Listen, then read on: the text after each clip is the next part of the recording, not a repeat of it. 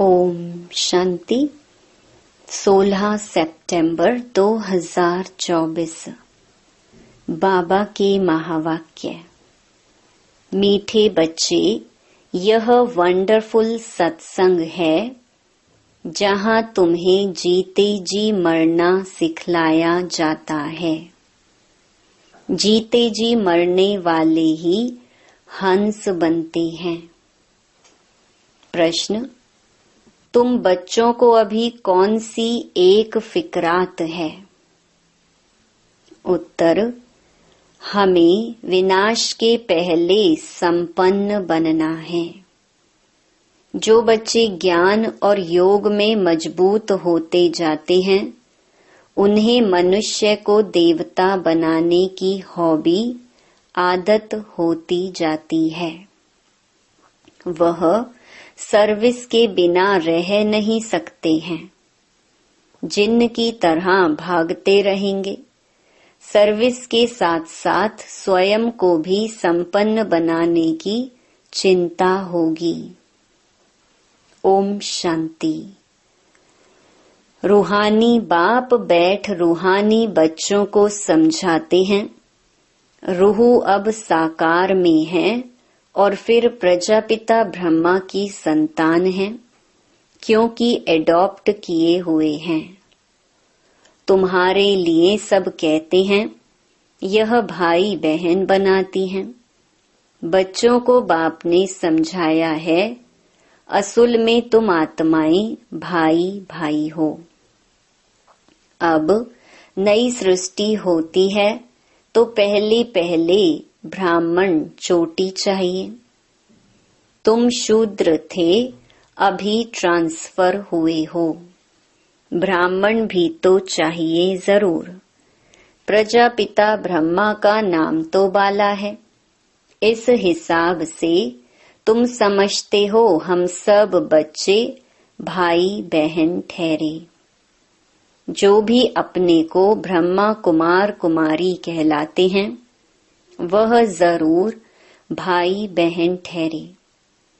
सभी प्रजापिता ब्रह्मा की संतान हैं, तो भाई बहन जरूर होना चाहिए।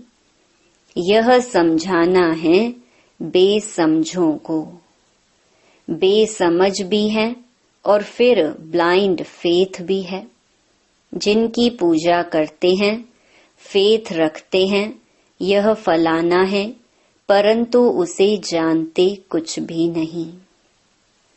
लक्ष्मी नारायण की पूजा करते हैं, परंतु वह कब आए, कैसे बने, फिर कहाँ गए, कोई भी नहीं जानते। कोई भी मनुष्य नेहरू आदि को जानते हैं, तो उन्हों की हिस्ट्री ज्योग्राफी का भी सब पता है। अगर बायोग्राफी को नहीं जानते तो वह क्या काम का। पूजा करते हैं, परंतु उनकी जीवन कहानी को नहीं जानते।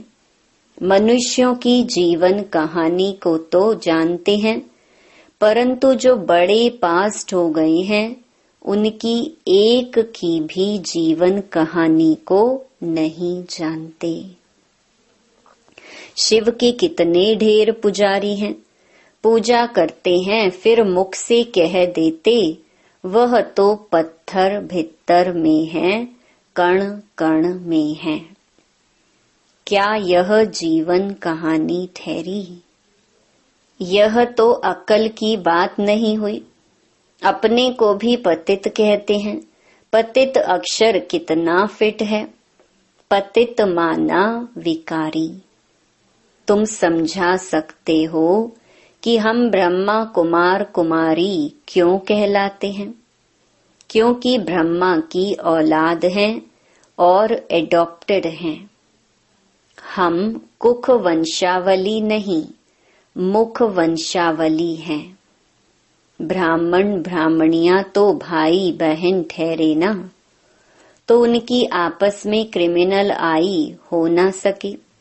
खराब ख्यालात मुख्य हैं ही काम के।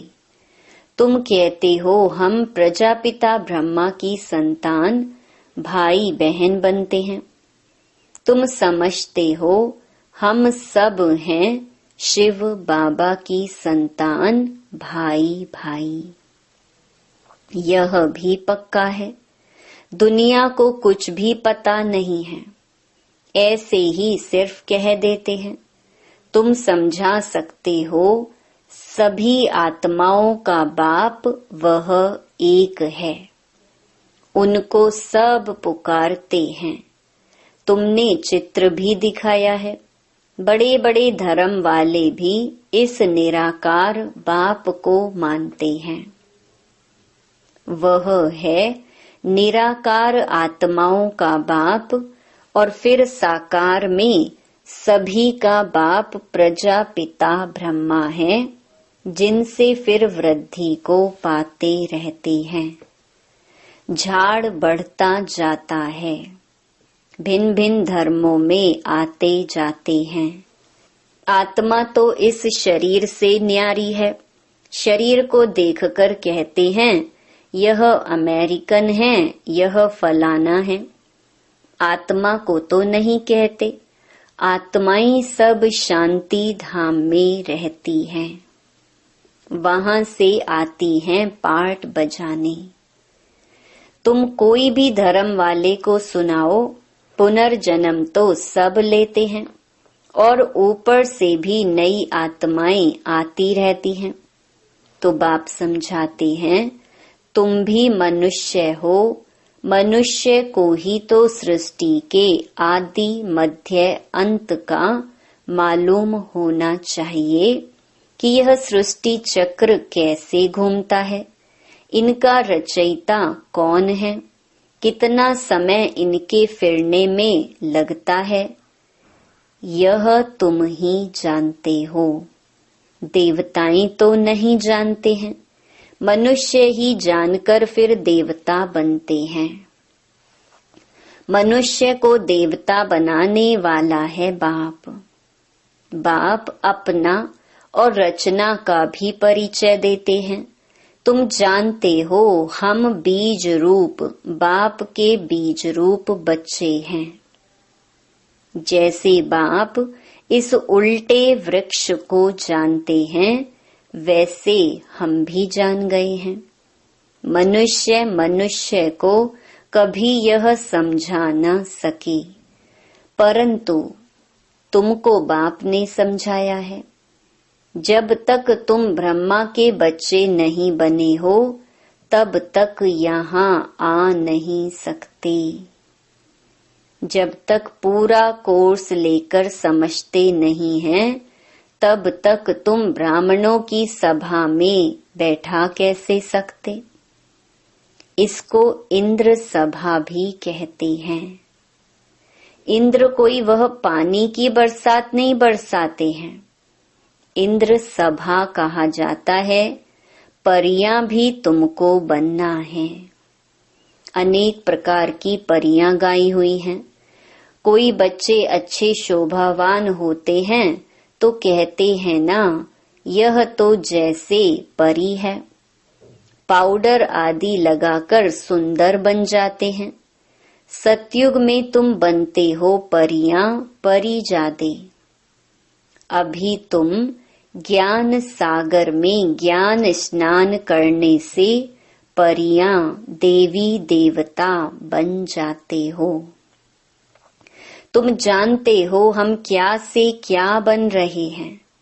जो सदा प्योर बाप है, सदा खूबसूरत है, वह मुसाफिर तुमको ऐसा बनाने के लिए सांवरे तन में प्रवेश करते हैं। अब गोरा कौन बनावे? बाबा को बनाना पड़े ना। सृष्टि का चक्र तो फिरना है। अब तुमको गोरा बनना है। पढ़ाने वाला ज्ञान सागर एक ही बाप है। ज्ञान का सागर प्रेम का सागर है। उस बाप की जो महिमा गाई जाती है, वह लौकिक बाप की थोड़े ही हो सकती है। बेहद के बाप की ही महिमा है। उनको ही सब पुकारते हैं कि हमको ऐसी महिमा वाला आकर बनाओ। अभी तुम बन रहे हो ना, नंबरवार पुरुषार्थ अनुसार। पढ़ाई में सब एक रस नहीं होते हैं, रात दिन का फर्क रहता है ना। तुम्हारे पास भी बहुत आएंगे, ब्राह्मण जरूर बनना है। फिर कोई अच्छी रीति पढ़ते हैं, कोई कम। जो पढ़ाई में सबसे अच्छा होगा तो दूसरों को भी पढ़ा सकेंगे। तुम समझ सकते हो, इतने कॉलेज निकलते रहते हैं। बाबा भी कहते हैं कॉलेज ऐसा बनाओ जो कोई भी समझ सके कि इस कॉलेज में रचता और रचना के आदि मध्य अंत का नॉलेज मिलता है। बाप भारत में ही आते हैं तो भारत में ही कॉलेज खुलते रहते हैं।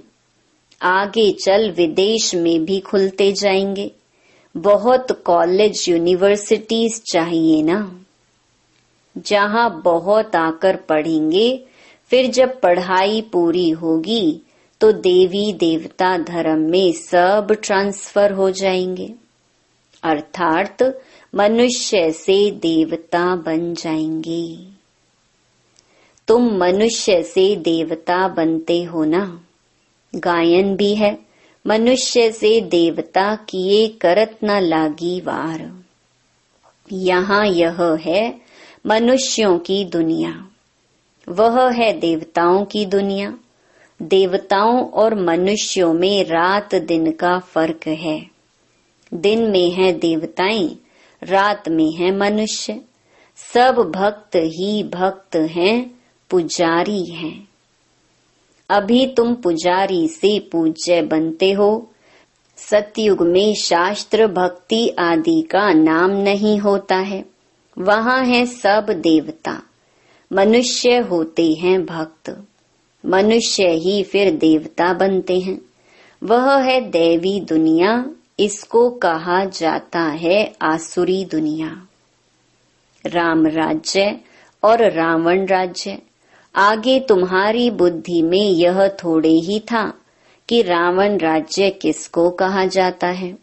रावण कब आया कुछ भी पता नहीं था। कहते हैं लंका समुद्र में डूब गई।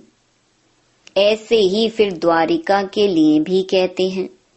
अभी तुम जानते हो यह सारी लंका डूबने की है। सारी दुनिया भी बेहद की लंका है। यह सब डूब जाएगी, पानी आ जाएगा। बाकी स्वर्ग कोई डूबता थोड़े ही है। कितना अथाह धन था। बाप ने समझाया है, एक ही सोमनाथ मंदिर को मुसलमानों ने कितना लूटा। अभी देखो कुछ नहीं रहा है। भारत में कितना अथाह धन था।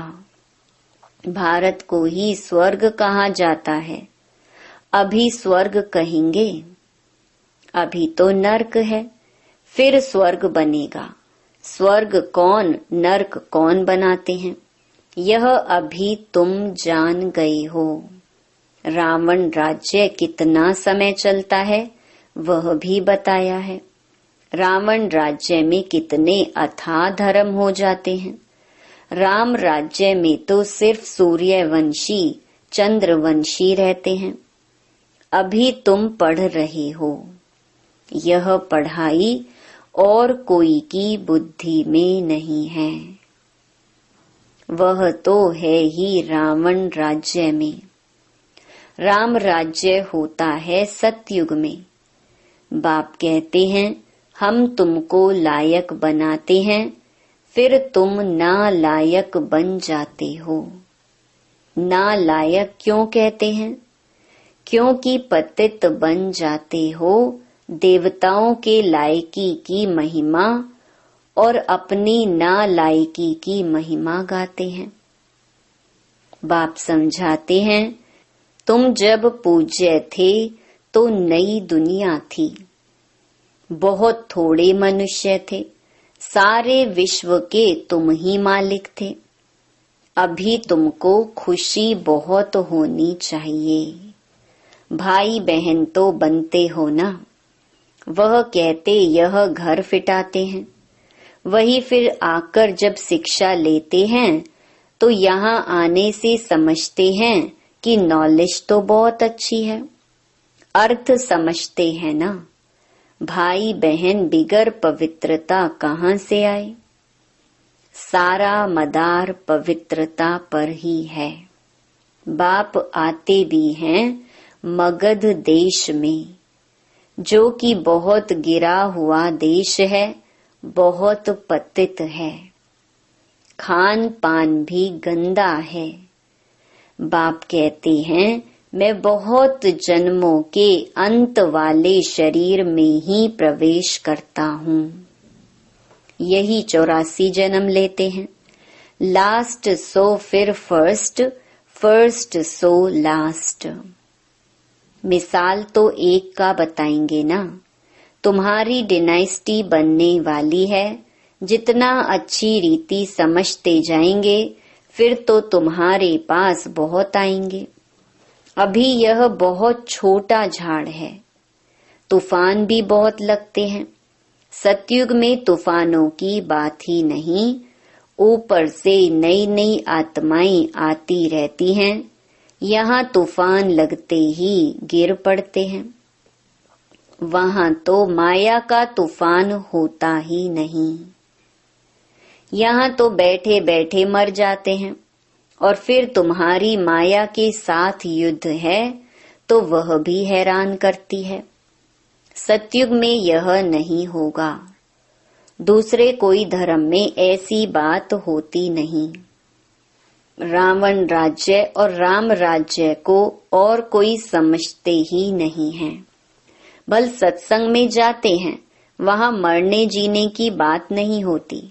यहाँ तो बच्चे एडॉप्ट होते हैं, कहते हैं हम शिव बाबा के बच्चे हैं, उनसे वर्षा लेते हैं। लेते लेते फिर गिर पड़ते हैं तो वर्षा भी खलास। हंस से बदलकर बगुला बन जाते हैं। फिर भी बाप रहमदिल है तो समझाते रहते हैं। कोई फिर से चढ़ जाते हैं।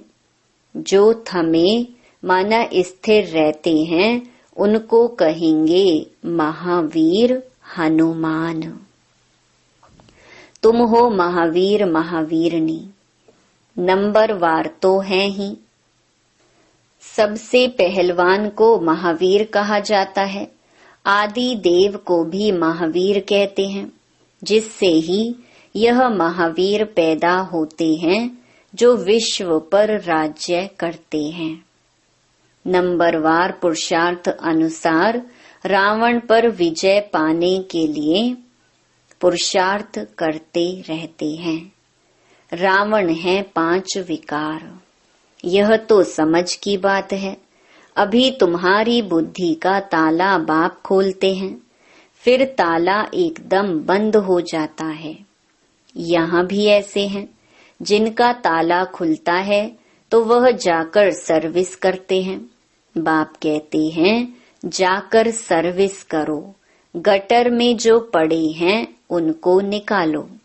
ऐसे नहीं कि तुम भी गटर में गिरो, तुम बाहर निकल औरों को भी निकालो। विषय वैतरणी नदी में अपरम अपार दुख हैं, अभी अपरम अपार सुखों में चलना है। जो अपरम अपार सुख देते हैं उनकी महिमा गाई जाती है। रावण जो दुख देते हैं उनकी महिमा होगी क्या? रावण को कहा जाता है असुर। बाप कहते हैं तुम रावण राज्य में थे, अभी अपार सुख पाने के लिए तुम यहाँ आए हो। तुमको कितने अपार सुख मिलते हैं, खुशी कितनी रहनी चाहिए और खबरदार भी रहना चाहिए। पोजीशन तो नंबरवार होती है, हर एक एक्टर का पोजीशन अलग है। सब में तो ईश्वर हो न सके, बाप हर बात बैठ समझाते हैं। तुम बाप को और रचना के आदि मध्य अंत को जान जाते हो, नंबरवार पुरुषार्थ अनुसार। नंबरवार पढ़ाई पर ही मार्क्स होती हैं। यह है बेहद की पढ़ाई। इसमें बच्चों का बहुत अटेंशन होना चाहिए। पढ़ाई एक रोज भी मिस ना हो। हम हैं स्टूडेंट, गॉड फादर पढ़ाते हैं, वह नशा बच्चों को चढ़ा रहना चाहिए। भगवानुवाच, सिर्फ उन्होंने नाम बदलकर श्री कृष्ण का नाम डाल दिया है। भूल से श्री कृष्ण भगवानुवाच समझ लिया है, क्योंकि श्री कृष्ण हुआ नेक्स्ट टू गॉड। स्वर्ग जो बाप स्थापन करते हैं, उनमें नंबर 1 यह है ना। यह ज्ञान अभी तुमको मिला है। नंबरवार पुरुषार्थ अनुसार अपना भी कल्याण करते हैं और दूसरों का भी कल्याण करते रहते हैं। उनको सर्विस बिगर कभी सुख नहीं आएगा। तुम बच्चे योग और ज्ञान में मजबूत हो जाएंगे तो काम ऐसे करेंगे जैसे जिन्न। मनुष्य को देवता बनाने की हॉबी आदत लग जाएगी। मौत के पहले ही पास होना है। सर्विस बहुत करनी है। पीछे तो लड़ाई लगेगी, नेचुरल कैलेमिटीज भी आएंगी। अच्छा, मीठे मीठे सिकिलधे बच्चों प्रति मात पिता बाप दादा का याद प्यार और गुड मॉर्निंग। रूहानी बाप की रूहानी बच्चों को नमस्ते। धारणा के लिए मुख्य सार। पहला, लास्ट सो फर्स्ट जाने के लिए महावीर बन पुरुषार्थ करना है। माया के तूफानों में हिलना नहीं है।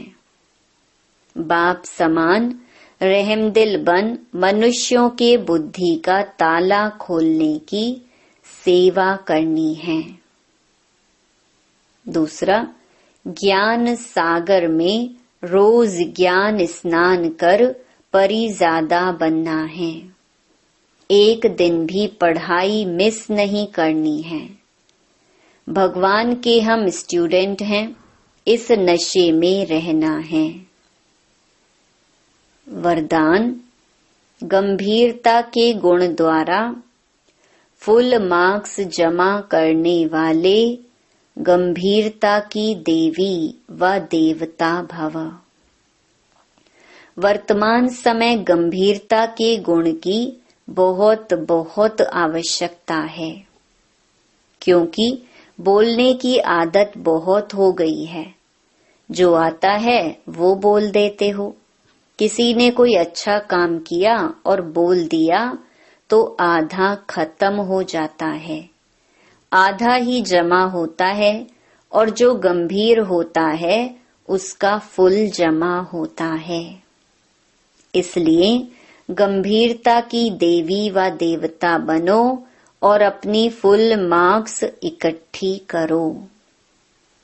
वर्णन करने से मार्क्स कम हो जाएंगी। स्लोगन, बिंदी रूप में स्थित रहो तो समस्याओं को सेकंड में बिंदु लगा सकेंगे। ओम शांति।